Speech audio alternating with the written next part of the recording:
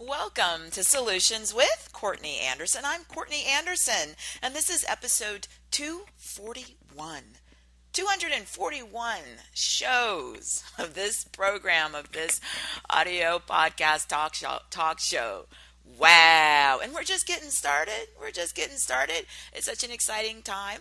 So here we are in episode 241, and we have a show that is part of the Satisfaction Saturation Series. Satisfaction Saturation Series, of course, is where we share what happens after you achieve and surpass your goals. We talk about in all of our programs our fundamental principles. One of those, of course, is surpassing our goals.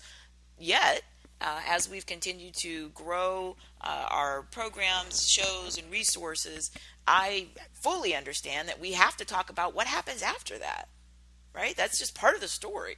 So after you surpass your goals, now what? And it's something that we don't necessarily see enough emphasis on, right? There's so much material and resources that are geared toward achieving the goal, sustaining that. But what do you do after you surpass it? What do you do when you live your dreams? Which brings us to our specific episode show today. So the series is all about dealing with satisfaction saturation, right? You've achieved and surpassed so many of the things that you set out to do, and now you look around and you're over, you're overfilled, you're saturated with all this satisfaction of surpassing your goals. But now what? And that's the series. The show today, specifically, our show title is "How Do You Cope When Reality Begins to Exceed Your Dreams?" How do you cope when reality begins to exceed your dreams?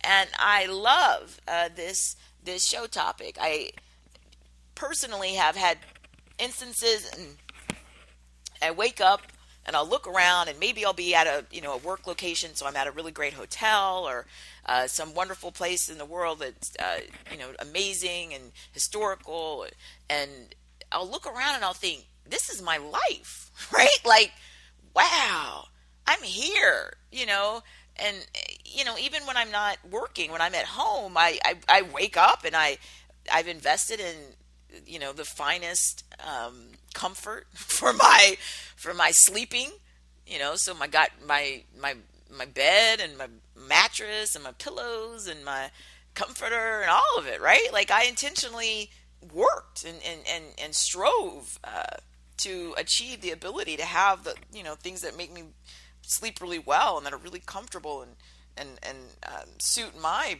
preferences. And so I wake up and I look around often and I think, wow, this is a really nice bed. And I look around, this is a nice room.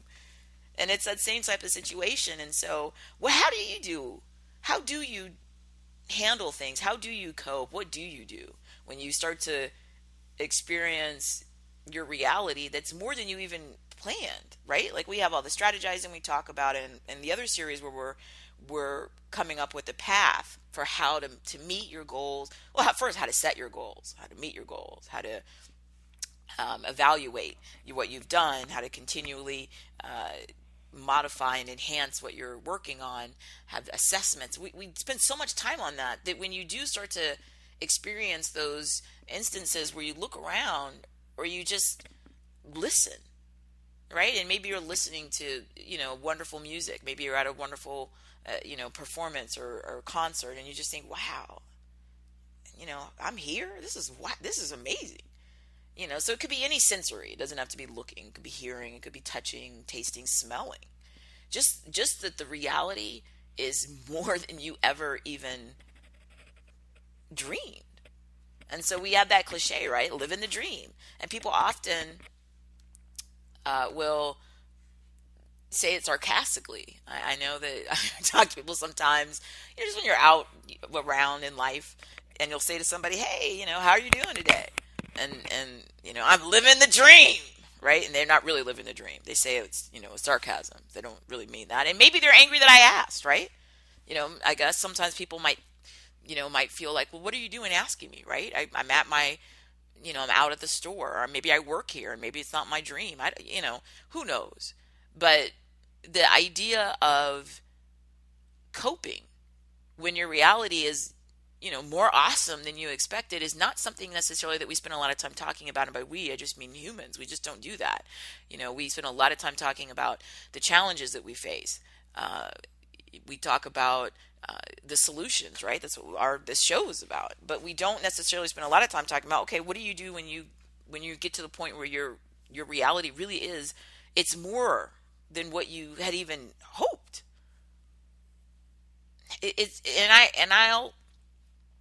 I'll share my own sort of anecdotal experience. It's weird. I mean, I don't know another way to say it. What you'll see often is people describe a time when they've experienced, personal and or professional situations where they've exceeded their goals. Often the word success is used, or extraordinary success, right? So somebody's won a sporting event. They've won an academic, title, or a prestigious accomplishment. It's surreal. It really, and so I use the word weird, but it's similar idea, right? What do you do when you're looking around, or you're smelling, or you're thinking, or you're hearing, or what your actual reality when you wake up is more than you'd even planned. And I think part of why it seems maybe surreal or weird, the word that I prefer, is because we don't prepare for it. We don't necessarily, and by we I mean just us collectively as humans, how much time do we spend for little kids talking about this in little, kids' education programs? Are we spending time with 7-year-olds? This is what's going to, here's how you need to be prepared. You need to get ready, because when you get to a point where your life exceeds your dreams, then now you'll know what to do. We don't talk about it. And when I didn't experience it in education as an adult, so not even just as a young person or an adolescent, but even as an adult in undergraduate or graduate school, no, I don't remember this. And outside of our formal systems, even in a lot of our community and social and other groups of affiliation, I don't know how much discussion there is, and beyond that, how much planning there is with people. Like, this is how you're going to handle the situation where what you're experiencing is more than you had anticipated, and it might be that maybe that doesn't happen that often. I mean, it may be a sort of a pragmatic answer. Well, hey, the reason we don't teach this is because what percentage of people are going to experience it? Now that begs a whole nother question, right? Of how many people do experience this, and that's something that I'm curious about. And as always, it's on the my list of things that I'm researching and trying to better understand the question. But our show today is, thank goodness, a smaller question. Our question today is, okay, how do you handle it? How do you cope when reality begins to exceed your dreams? So that period where things are so different for you. And this is something that we also see when we talk about health. And I do want to mention this. I've shared with you, my community members, that I have ventured out into the more modern world, and I have joined a Twitter, so I'm at Zealous Business, and of course our central website, CourtneyAnderson.com, continues to be where we have all of the information. So all 241 episodes of the show. This is the audio version of our podcast, our talk show. We also have a video version of it, the same thing. But you get to see me in addition to listening to me. So those are all available. And of course, it's also the place where we have the blog, and we tie it to my posts on Twitter, and we have our showcase for our sponsors, where our wonderful sponsors, and you'll see their material around the website to support all of the resources that are available in our library for free, obviously. In terms of your obtaining them, right? They're there. I want everybody in the world, right? Who to pick and choose whatever information or whatever solutions potentially might be helpful for them. So that's, part of what I'm doing just as a person. The sponsors that you have available on the show, and you'll see some wonderful organizations and businesses. Those are there to help us with this business, so that we can continue to have new shows and to grow the organization to be able to provide you new content. All right, so all of that is there. Is all of that. All of that is there at CourtneyAnderson.com. The issue that we're exploring is that transition period when you just begin to experience something different. And I was mentioning that I had gone into the modern world in my own way, slowly, right? You don't have to rush. And so I'm trying to learn things, and I'm trying to learn. I'm doing Twitter as I'm learning more about it. And I had shared on that Twitter feed, I know, some of the movies that I watch when I'm just hanging out and relaxing. And at home, I watch a lot of documentaries to learn, and I love it, right? So I know I've posted on that on Twitter about some of the documentaries about nutrition and some of the ideas as humans that we should think about, right? Our nutrition and our physical health, the way that we treat our bodies. And so when you look at an area of health, right, if you've ever known somebody that's dramatically changed their physical size, so maybe they were a smaller framed person and they wanted to become much larger, and that's a very common. People say, oh, I just want to bulk up. I just want to look strong. I just want to be, more physically imposing. I want to be more muscular. And so you'll see people who do this. They'll intentionally change their diet. They'll change their fitness routine. And to intentionally build muscle to become a larger size. Sometimes they'll even say, "I'm going to bulk up," right? And that's a commitment, and that's a consistent process of change that can, and in a healthy way. We're talking about a healthy way. Somebody resulting in a body that they have changed through diet, nutrition, exercise, and now they're more dense. Right? And you also have the opposite. You have people who are maybe a larger size, and they would desire to become a smaller size. And so again, the same thing, just goes in the opposite direction. And so then they'll look at the same exact thing: exercise, nutrition, things of this nature, and then they'll become a leaner size, right? So sometimes people want to sort of bulk up. Sometimes people want to become leaner. Okay, so when we look at that, if you've ever talked to, or it's been you who's done this, right? And in the States, we use pounds, so I know, but bear with us in our system. So in the U.S., if somebody says, "Wow, I put on 40 pounds of new body weight, and that's what I'm so excited. It's so great." Or somebody says the alternative, and they say, "Well, I've lost 40 pounds," right? And so on our show note page, so CourtneyAnderson.com, of course, we have hundreds of website pages. We're moving toward 1,000 website URLs, because every one of our individual shows has show pages, sometimes multiple show pages, and we've got 241 of this program. We have our companion program. We have the blog. We have other articles. We have materials on my speaking and media appearances and all kind of things, right? So there's a ton of content. And when you go to the show page, you'll see that what I've been doing on some recent shows is just hitting sort of highlights of the show on the show note page. And I use I pick like 14 highlights of the show, and I call that a Stone of Solutions, right? Because there's 14 pounds and a stone, which is a unit of measurement. So just had to tie that together, right? You saw where I was going. We're talking about physical and health. I'm talking about changing size, and I was talking about weight, and I used the U.S. pounds, and I was doing that, and then I tied it to our show and our Stone of Solution, which are 14 highlights on CourtneyAnderson.com, and the URL for this episode 241. All right. So all that's to say that if it's been you or someone you've known, they'll tell you it's weird, because they were used to being a certain size, and now they're wearing different size clothing, and they just feel differently, right? And and for many people, it takes time. There's a sort of a transition. It lags. In other words, the physical transition has happened. They've increased in density, or they've become more lean, right? Yet in their mind, they're still used to what it used to be. with the size they used to be. So there's that period where they'll say things like, I don't feel like I'm this size, or I look in the mirror and I'm like, wow, who's that? Not that they don't recognize themselves, but that what they're saying is it takes time for us to process mentally, emotionally that we've changed, right?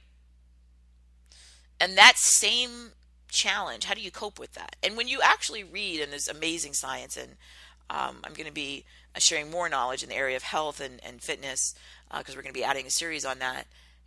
You'll read about people who do meet and surpass their goals, right? So they had a goal, add density, or they had a goal to become leaner. They did it. The challenge, though, is after you do it to maintain it. That's similar to our whole show series here, Satisfaction, Saturation. What do you do after you've achieved it? And if you see people without a plan and a strategy and without vigilance, what they'll do is even though they really wanted it, right? They had a plan and they made all these changes and they put all this effort in and they achieved and surpassed their goals, right?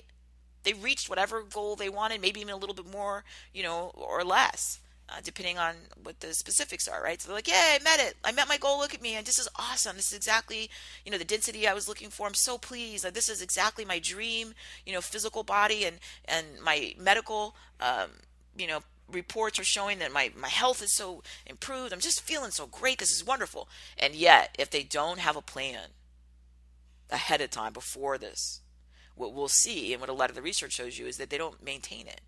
People will have massive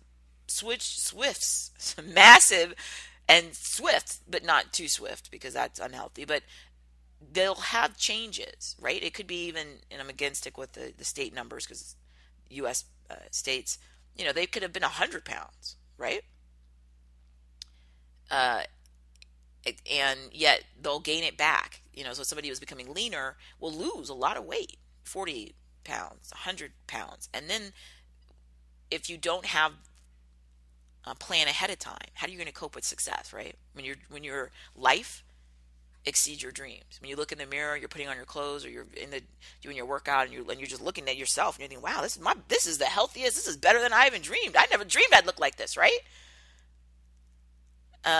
Sometimes people talk about their abs. And they'll say, look at that. Look at my abs. I never thought my abs would look like this, right? This is amazing. Look at me. I'm so defined. I'm just, oh my goodness.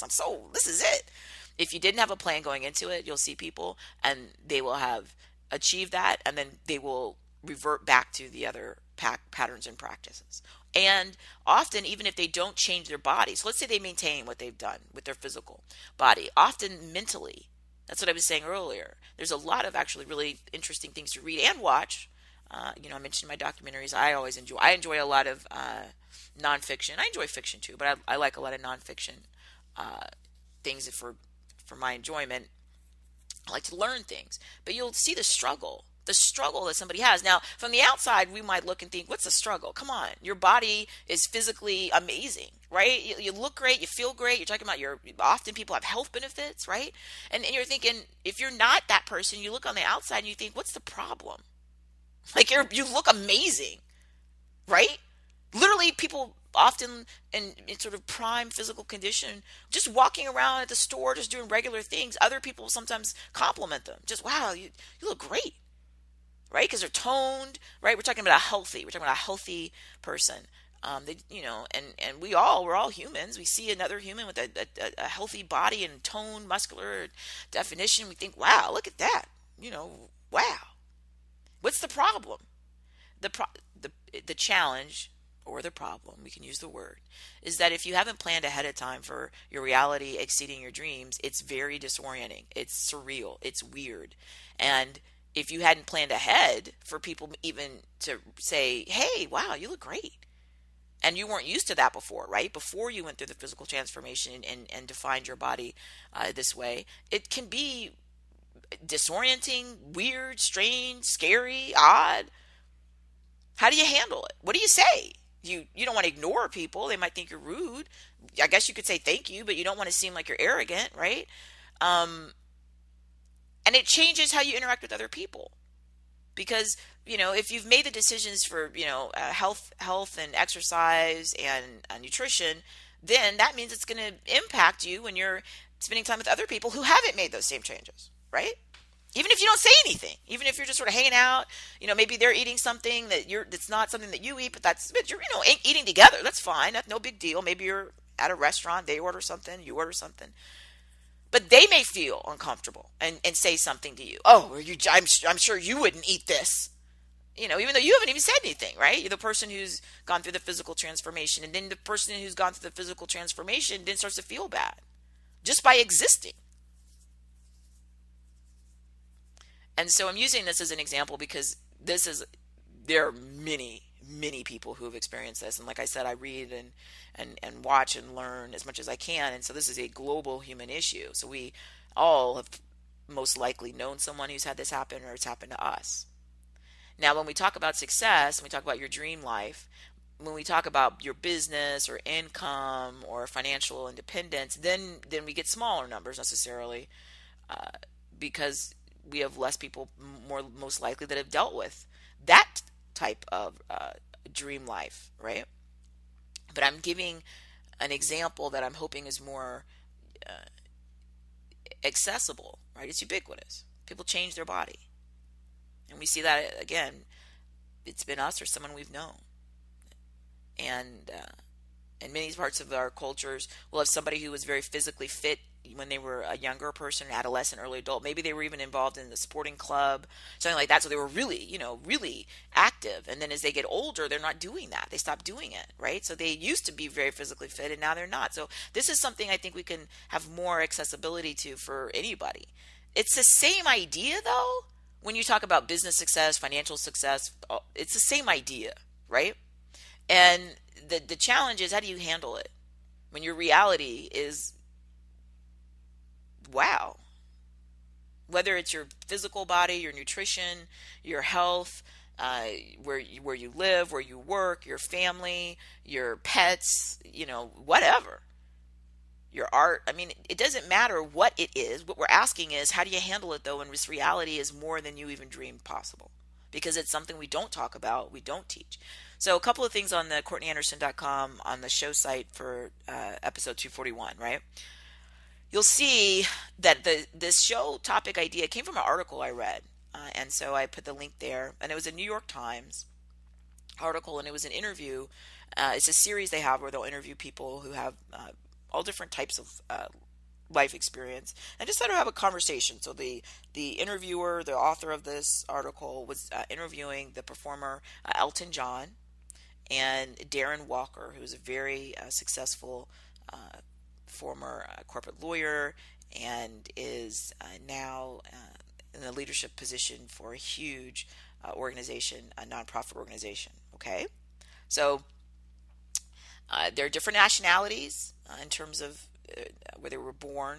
One is American, Elton John, English, and so and they've had different types of work, and yet these conversations in the series I like to read because it's always insightful, because you learn about them as people.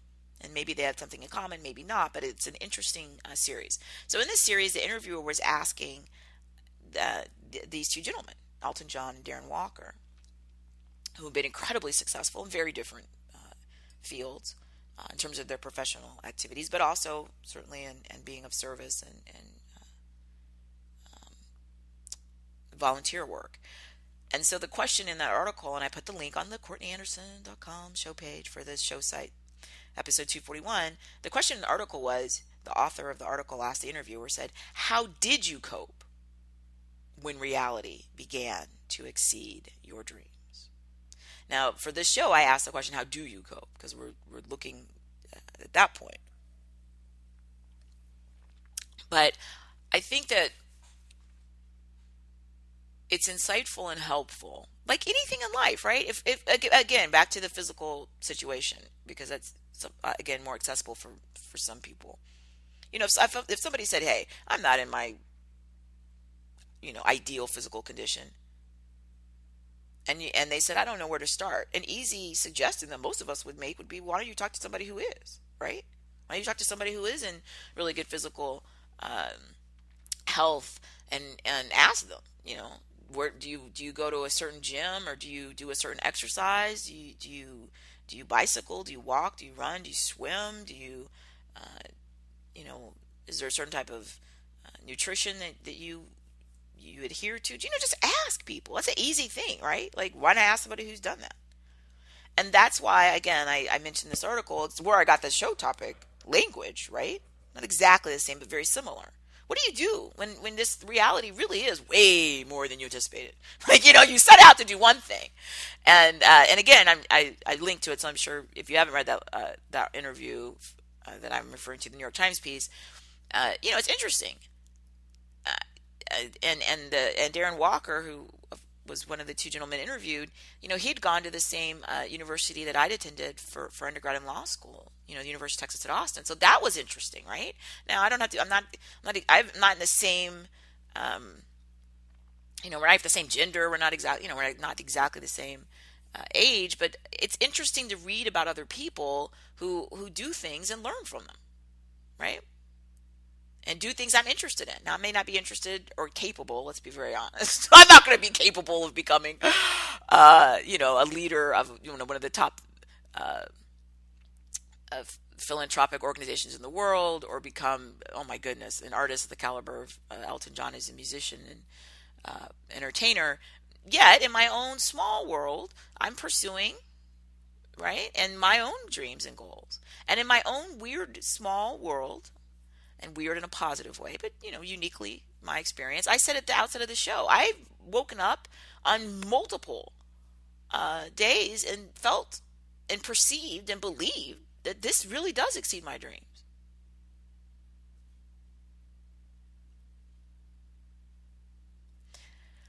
So another article that I linked to on the show page, CourtneyAnderson.com, for this episode 241, it's a business article, so it's addressing CEOs and what do you do when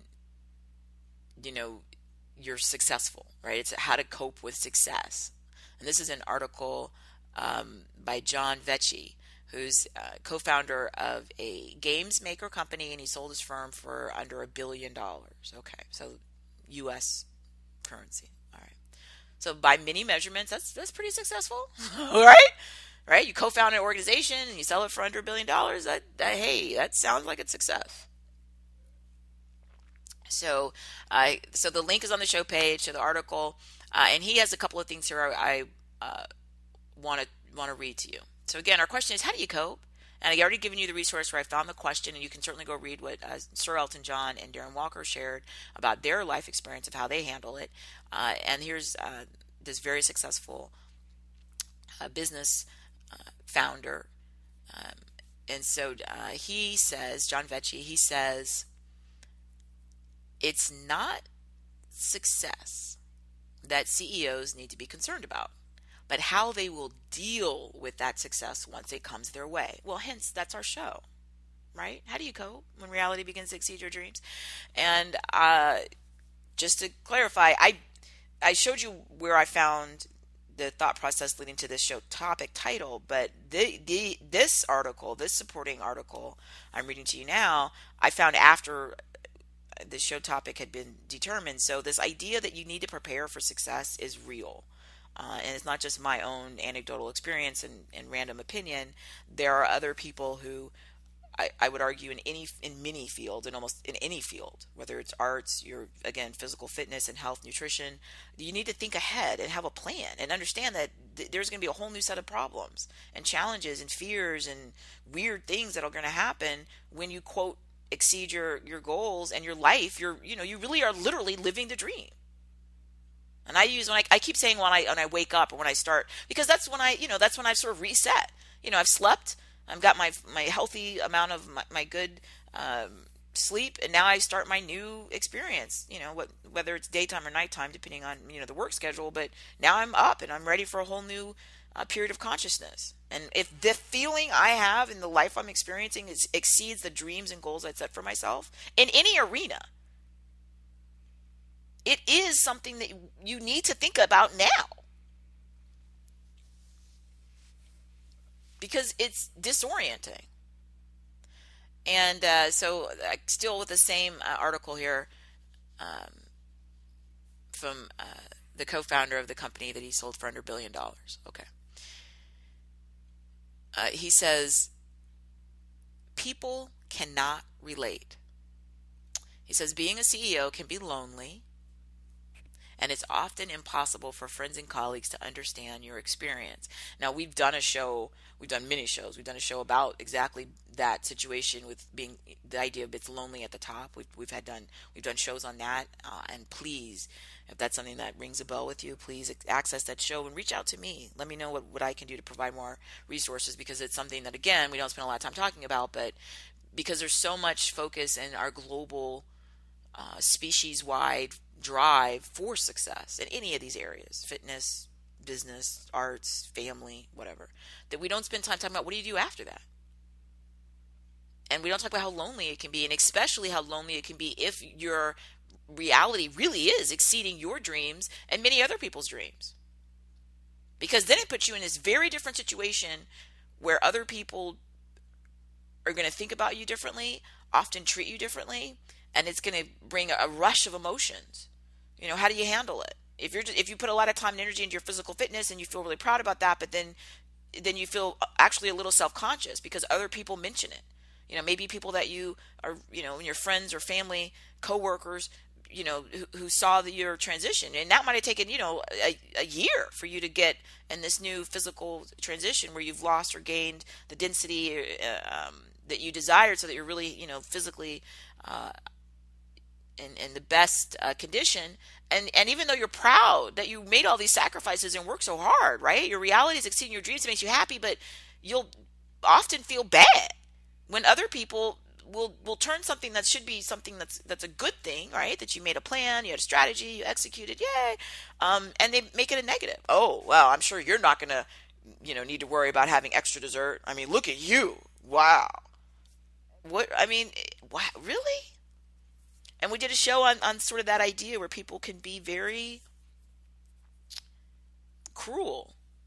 We did a show where we handle that, right? Where people use a variation of this idea where they'll say, must be nice. Must be nice to be in shape. Must be nice to be able to fit in those clothes. Must be nice to, have that business or have sold your organization or, have had a great, wonderful accolade, or to have a wonderful, marriage, or congratulations on your grandson, winning that award, or what. It doesn't matter what it is, right? It's something that's good, that exceeds your dreams, and now it becomes a negative thing. And so that example again, where I just read those quotes, don't be worried about the success. That's a whole nother situation, but you really need to understand how challenging it'll be if you do achieve that success, right? And that's when that business person who sold their firm for just under $1 billion, right? John Vecchi, and I got the link there on the show page. So go read that, because I think it helps you begin to understand this is serious. I also have another example, and this is another completely different type of example, but this is the author, J.K. Rowling. And most people certainly are familiar with her work from the Harry Potter, but she's gone into other work now and had different work that's not part of the Harry Potter series that's come out and been widely acclaimed. And so J.K. Rowling, and I've put the link on the show page to this piece. And so this is from an article, and the article headline is, J.K. Rowling had therapy to cope with Harry Potter's success. And again, this is our same show topic. You might think, well, who needs help? Therapy or counseling for a good thing happening. We may often think, oh, you only need therapy or help something bad happen, right? Somebody didn't achieve their goals professionally. Somebody wasn't successful with something that they'd authored. Somebody was injured or had some other type of, somebody, was divorced, or, we have these sort of judgments we make, right? And we think, well, something great happened to you, right? Even if we've never read a single Harry Potter work, you've heard of Harry Potter. I know you have, because even before I have read any Harry Potter work, they made Hollywood movies out of it, and many of them for years, right? So so that's all over the world. The big movie premieres about Harry Potter, and I even know the names of actors and actresses who appeared in this, right? So this is a big deal. This is a big deal. Sort of like, even if you haven't seen, Star Wars or, or Star Trek, you've heard of it. Okay. Because there's multiple variations of it, right? So there was a book or a television show and a movie, and it was a big thing, and it's been out for a while. Okay. So again, we might run to judgment and think, well, come on. Hey, somebody sold a business for $100 billion, or somebody's, an incredibly world-renowned, entertainer, or incredibly world-renowned executive of a huge foundation, right? Like the first Darren Walker in the New York Times piece. You might think, well, who cares? Call me when somebody has a real problem. These are real problems.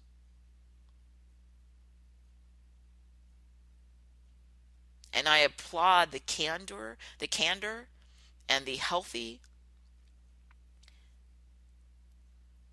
vision that people have to talk about this. Because again, I don't believe it's addressed enough. And because we don't talk about it, people think, oh, once I get to that place and my reality exceeds my dreams, I'm done. All I got to do then is just lay around and be happy all the time. And it's not like that. Just think and I'm going to give this anecdote because I have to. Even just think about somebody that's got an incredibly happy family. So whatever it is, doesn't matter. Right? That's the person that, their spouse, they really care for each other and they have all this fun and they like each other and they're nice. Ugh. Or their kids and grandkids are so great, or their siblings are so nice and they get along and it's so wonderful. The reason I'm using that tone is because for people, and there are a lot of them all over our shared human experience, who are not happy in their family situations, it makes them unhappy to be around happy people. And they will be very nasty about it. Again, that same kind of concept. Must be nice to have such a great spouse. Mine doesn't do anything for me. Okay. Must be nice to have kids that care about you. Mine never even call. Okay. So again, it should be a good thing.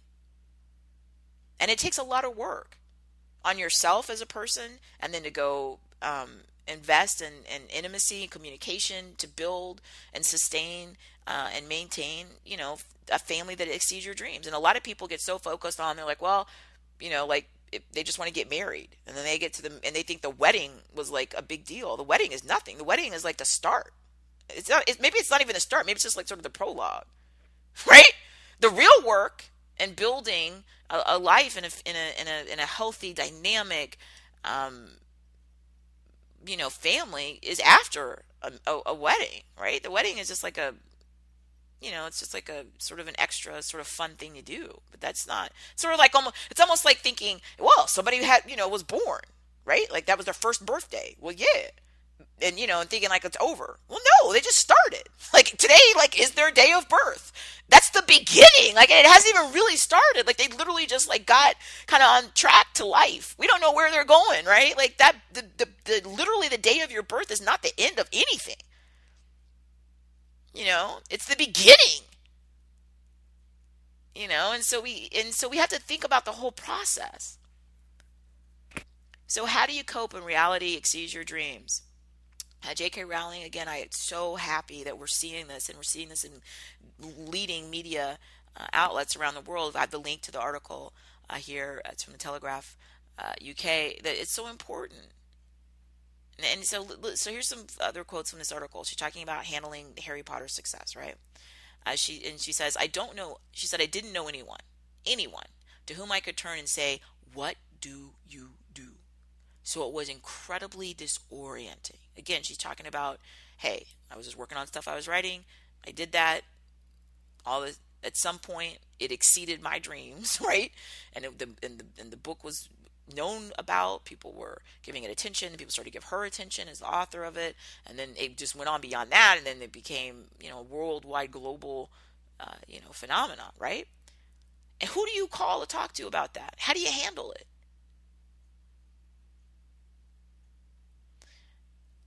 And then she talks about this. She said she also struggled with the huge number of demands to help others financially. You don't expect the pressure of it in the sense of being bombarded by requests. She said, I felt I had to solve everyone's problems. I was hit by this tsunami of demands. I felt overwhelmed. Tsunami of demands, overwhelmed. And again, it's another example. How do you cope when your reality begins to exceed your dreams? Now, of course, she's she and everyone else that we've discussed, I'm sure, were delighted. They worked hard for this. It's not like they didn't put any effort into it, right? You're a musician, you're a lawyer, you're in a leadership position of a huge organization, right? You're a business person, you co-found an organization, and or you're a writer. You spend a long time working on these things, and to achieve levels of success is something you wanted. That was a goal. The question though is, what do you do when you go beyond what you planned and you look around? Your reality is amazing. It's in a lot of wonderful ways, but how do you handle it? How do you handle it as a person? Back to that same idea of somebody whose body's changed, right? So they're more dense, or they're more lean, they're in size, and that's in that when you talk to people, or if you've experienced that, there's that period where you go to put on something to wear and you don't realize that you're a different size because your mind hasn't yet caught up. And it's like that with these professional work-related activities and artistic endeavors. On top of that, for some of these people that we're discussing who are, of course, globally known, and in some ways, they're celebrated, right? They should be, I would argue, for many of these accomplishments. And celebrities is the term we use. And people actually then give them attention beyond just their work. Who, and like that, I just read from J.K. Rowling, like, who do you turn to and say, what do I do? How do I handle this? It's a very healthy thing to talk about this so that other people will understand that nothing's, quote, wrong with them. This is part of the process. When we set out to strategize and execute to achieve and surpass our goals, and we do it because, of course, that's what our plan was.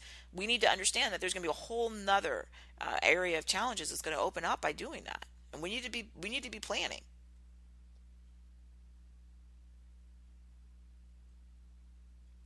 And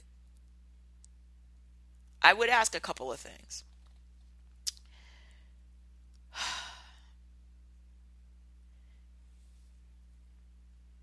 One, to take the time before you achieve whatever it is that the goal is. Now, so right now, before you've gotten to the point where your reality exceeds your dreams. And just play that out. Like, just do an exercise. And this is something that I often request of people that I do individual mentorship with, professional strategy sessions individually. I ask them, and I request as sort of a homework assignment, that they go and just visualize. Just close your eyes and use your imagination. What would your life be if your life was literally your dream life? Where do you live? How do you live? Do you live in the country? Do you live in a city? Down to stuff like, hey, what type of life is it? Do you wake up and your fantasy dream life, and you get up and you go to a big important business meeting with a lot of people and everybody knows who you are, or is your fantasy life that you wake up whenever you feel like it with no alarm and you're not going really anywhere? Maybe you're going to go out and take care of your animals, or spend time with your thoughts, or go walking in a forest or whatever. Like, you need to go visualize all of this and play it out in your head so you know where you're going. Partially, I do this because it's how you create a strategy that's customized for you. And the other thing is, as I work through these processes, I ask people, you need to start to have a plan today for how you're going to handle it when you are living that life. So if your dream is that you're going to live, out, by a lake, and you're going to, spend most of your time in nature all day, and then you're really doing that, then you need to have the plan now for how you're going to cope with that. You individually, that mirror moment, like we've been talking about there at the program, where somebody's changed the size of their body and they're still sort of caught by surprise when they look in the mirror. Your own individual ability to cope mentally, and have resources. So it may be that you're like, hey, I've got friends and family, people might be caring. It may be you think, I don't have really anybody that I'm going to count on, and there always are going to be professional options, which is why I'm sharing the story of J.K. Rowling seeking out professional help. There are always resources to help us, and we never ever want to tell ourselves or anybody else a lie that there's nobody to help us, because that's not true. We have to ask, we have to think, and we have to think ahead of time and understand that these are normal, in terms of our human experience, healthy reactions. But if we don't have a plan, What can happen is somebody's living the dream. They really are living the dream. And I've used examples, and I've shared some of the things in my Twitter feed about documentaries about athletes, because they're really interesting examples. You get somebody really young, usually. I mean, you don't usually have somebody who's a professional athlete who's, 105 years old. You do have people who are athletes at 105, and they have a whole bunch of competitions. And I'm not saying that doesn't happen. What I'm saying, though, is somebody usually who's, winning an Olympic gold medal or the world championship in whatever sport, they tend to be somebody who started as a younger person or child. And then they tend to be younger just because, it's a physical situation in that field. And so they get immense success at a young age, relatively speaking. And with that, they may get not just success where everybody knows their name because everybody saw them, at the big match, or the world championship or in the Olympics. They may also achieve financial success, and they may be, unfortunately, in a situation where that is reported in the media. Because when you're an athlete, often in many parts of the world, contract negotiations and contract deals they're promoted. So-and-so athlete just signed this big deal with this team or this club. Oh, okay. And then other people may think, wow, look at all the money that they have, relatively speaking. And like I said, we see there's documentaries and things I've shared before where somebody will achieve great wealth and great celebrity and fame and then lose it. The term is, I don't necessarily think accurately, but they'll end up broke, no money, within short amounts of time, right? Like within, 10 years, they went from working on this, achieving the goals, immense wealth and success and fame, and to broke or less. And so some of that is because if you haven't planned for what am I going to do when my life exceeds my dreams, and you're caught off guard, and you're scared, and you're disoriented, and it's weird, and you don't know who to ask, and people come to you with these demands, or that idea. I love that language that J.K. Rowling shared, right? That tsunami of demands. And people feel like, hey, I saw you on the game, or I read in the news that you made this much money when and you have it. I just need a little bit, give it to me. Help me. And of course, you're going to do everything that you can that's healthy, but at a certain level, it gets you in a very unhealthy place, and it leads to destruction, obviously. If you take on the entire world, there are limits to what you can do. But how do you handle that emotionally? How do you handle it when part of you feels really gleeful and excited and happy that your life is surpassing your dreams? You're like, this is a great reality. I'm so proud. This is so awesome. So part of that is that, and then this other struggle with other feedback from people often that's not really helpful. People, oh, it must be nice. I wish I, written a book or did that well. Or I wish I lived like that. That's part of it. That hurts, especially obviously when it's from somebody you know or cared about. Or thought somebody who maybe was your friend or community of caring or a relative even. It can be very painful. But it's even painful when strangers do it. It just hurts. None of us like to feel bad.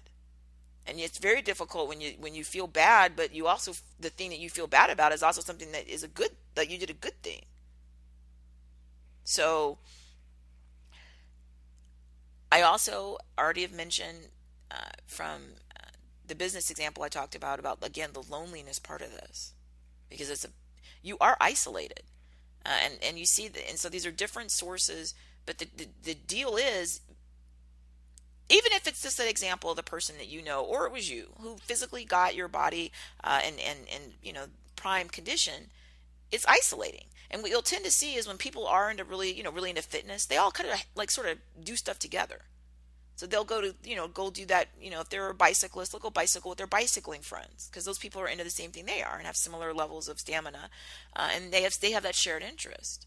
But it does impact the rest of their life because even when they're not bicycling, let's say they're doing something else, they have this whole orientation to their life, based around this level of physical conditioning and this level of physical, activity. And it does impact them in a positive, healthy way, yet it isolates people from those who aren't in that same situation. And it also prevents them from sharing it. And what tends to happen when something good happens in our lives, you want to share it. We're super excited, right? Like, whoa, look at this. I'm so excited. Yeah. And then when you want to do that, it's natural, healthy inclination. And then you get negative consequence where people, must be nice to have the dream. Must be nice to have that dream body, or must be nice to live that dream. I went to your, the marriage. I didn't think it would last, but now, I went to the wedding. I didn't think it would last, but now look at this. How wonderful that your spouse is so nice to you and does all these great things for you. And they're saying it meanly. They don't mean that it's nice. They're being very cruel. And it puts you in a very difficult position because it can be incredibly isolating, which is when I was saying the examples of athletes, and we see this with celebrities often. That there's a little period where, yeah, everything looks like it's going well, and then there's this situation where they've often spent everything they had and extra. That's why they're in debt, trying to help everybody, right? On that same idea that we just were sharing with J.K. Rowling, because everyone has a request, not literally everyone, but a lot of people do. And when you start trying to think, well, okay, I'm going to fix it all, right? Of course, it's not possible. It's not even logical. And the other thing, of course, is it leads to all these other problems. What do you do when it's somebody that was your, you were roughly sort of similar, and now your life is sort of living the dream and their life isn't? How do you handle that? How do you handle that? You got to think ahead. You want to make sure that you're in a healthy place so that, yeah, it's a dream life, but you want to make sure that you have support, that you have the ability to have people who tell you, candid and helpful information. You want to be able to have new dreams and goals. We've talked about in so many of this shows in this series and a lot of our other programs, right? That sort of cliche of somebody who, seemed like they had it all on the outside, but inside they were miserable and unhappy and lonely, and they spent their money poorly, and they abused themselves with nutrition or health, or they abused drugs and alcohol, or all kinds of horrible things happen. And it's sad. Don't let the dream become a nightmare, right? Let the dream become a great and a safe place for you to then create new ideas and new goals. But you have to think about this. And if you've already on this path, then you need to sit down and have a reevaluation of what you're doing and how you're coping. Because people do become, they're gilded cages for some people at some times, where it should be a dream life. But because there isn't an honesty of what makes you happy and a healthy, forward-looking perspective in life, right? Where you're just living in the past. We all have to be living in the moment with some expectation for the future, even if the expectation is just, well, I hope to have a joyful, time tomorrow or whatever.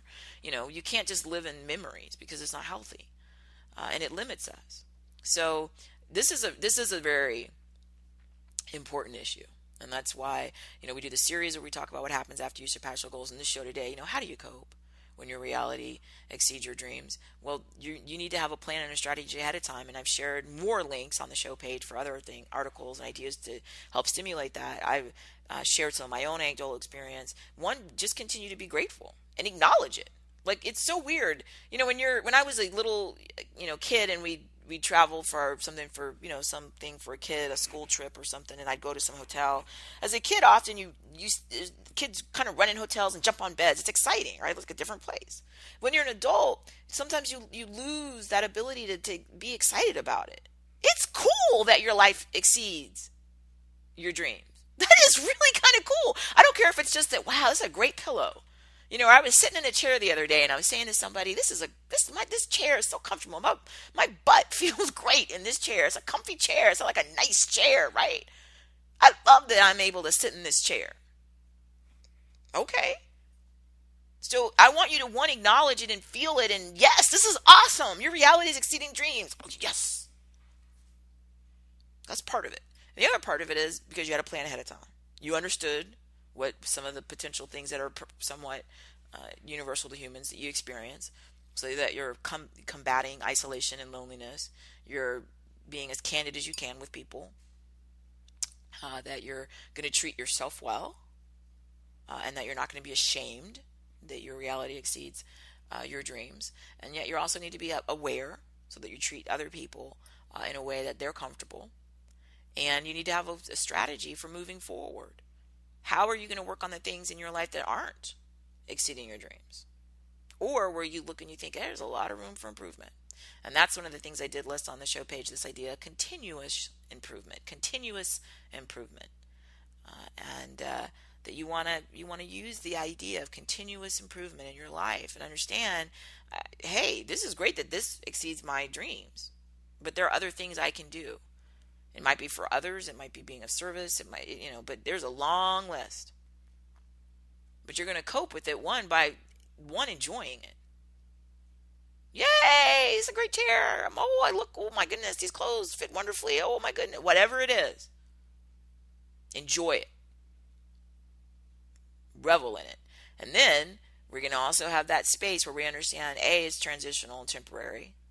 Life is itself. Anything could happen. We don't know what will happen. We could have that moment where it's like, wow, life exceeds our dreams. And then boom, here's a flood or something that, okay. We don't even have that chair we were enjoying anymore because it was ruining the flood. That's okay. It's life.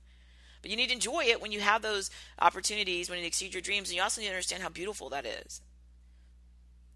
How beautiful that opportunity is, and how, when we talk about how precious and wonderful life is, these opportunities are one of the things that make it like that. And say to yourself and say to other people, this was nice. I liked this. I enjoyed this. This was awesome. This exceeded my dream. And then continue to know that, hey, you are a work in progress. There's continuous improvement that we all are working on. So that you have a healthy sense of again, things that you're still looking forward to in the future. And this is not easy. This is not easy, but I think it was imperative that we addressed it this show and in this language. You're going to have a plan, because you're going to have to cope is the right word. Because you're going to have to cope. And I'm so proud that you took the time out of your life to be part of the program today. As always, I do ask that you come by CourtneyAnderson.com. If you see something on the site that you want to share an idea with me, send me a note, let me know. Thank you for leaving your feedback or ratings and reviews on iTunes or Stitcher or Spreaker. These are distribution partners where you find our program all over the world. I also thank you for checking out my Twitter feed at Zealous Business, and thank you for being part of this community. I look forward to you listening and being part of other shows, and hopefully being part of some of the other things we're launching upcoming, our workshops and seminars and things of that nature. But it was a great pleasure, and I hope to be a partner with you as you move forward, strategizing, executing, and surpassing your goals, celebrating opportunities and acknowledgments when your reality does exceed your dreams, and then moving forward in a healthy life for what's next. So thank you.